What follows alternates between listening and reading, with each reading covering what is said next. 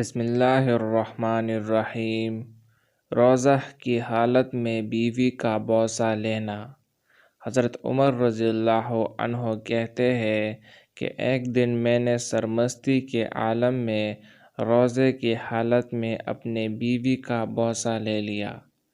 پھر میں نے نبی پاک صلی اللہ علیہ وسلم سے عرض کیا کہ آج مجھ سے بہت بڑی غلطی ہو گئی ہے، میں نے روزے کی حالت میں بیوی کا بوسہ لے لیا۔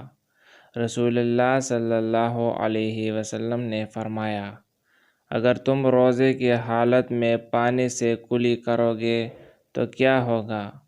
میں نے کہا کہ اس میں تو کوئی حرج نہیں۔ تو آپ صلی اللہ علیہ وسلم نے فرمایا، تو چھوڑو، اس میں بھی کوئی حرج نہیں، یعنی پھر بوسہ لینے کی وجہ سے گھبرانے کی کیا بات ہے؟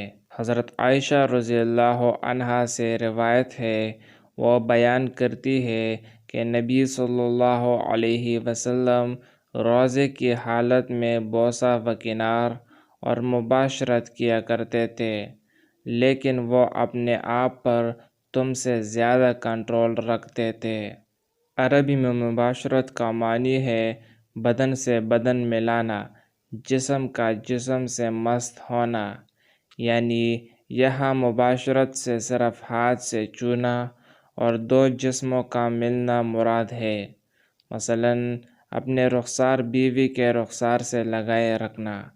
حضرت عائشہ رضی اللہ عنہا فرماتی ہے کہ نبی پاک صلی اللہ علیہ وسلم نے بوڑھے شخص کو روزے کی حالت میں بوسہ لینے کی اجازت دی اور نوجوان کو اس سے روکا اور فرمایا، بوڑھا آدمی اپنے خواہش پر قابو رکھے گا جبکہ نوجوان اپنا روزہ خراب کر دے گا۔